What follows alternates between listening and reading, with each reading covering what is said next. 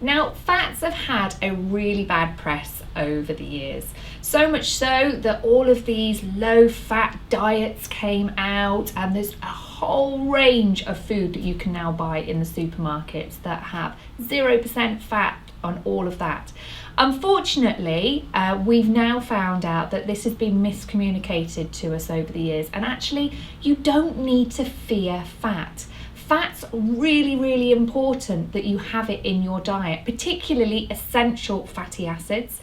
These are fats that we can't actually make in our own bodies, so we have to get those from the diet and the foods that we choose to have in our menu on a daily basis. There's loads of other benefits to having fats in your diet as well. So fat, actually, contrary to popular belief, has the most energy deficient per calorie. So it's not carbs, it's fats, okay? So we get energy from our fats.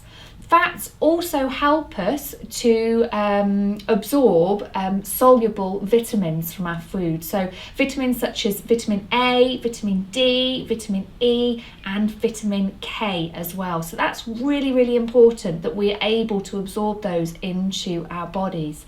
It also helps us with like cell membrane repair. It looks after our organs as well. So we need the fatty tissue around our organs to keep those protected.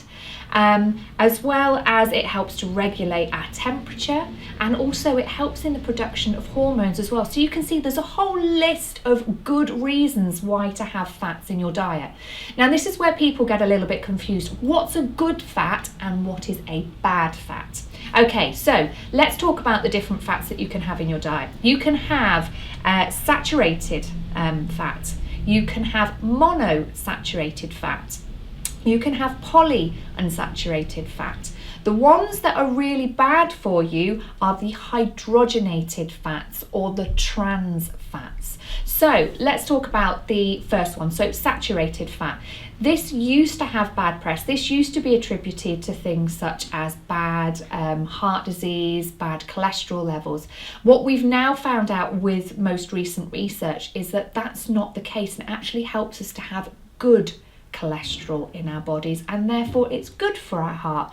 Now you can get saturated fats from things such as eggs, butter, cheeses, animal fats. So again, you don't want to be having these in huge quantities. So I'm not saying sit down and eat yourself a big chunk of cheese, but what I am saying is in moderation, it's actually not that bad for you. Butter's okay, cheese is okay, eggs are okay, the animal fats, they're okay, but obviously in moderation. The next one's the monosaturated fats. These are things like nuts, seeds, avocados. These are why these are really good to have as snacks. But again, in moderation. The more you have, the more fat you're having. You don't want to overdo it. But again, these are really good, and these help to produce good cholesterol levels in your body. So it's good to have those in your diet.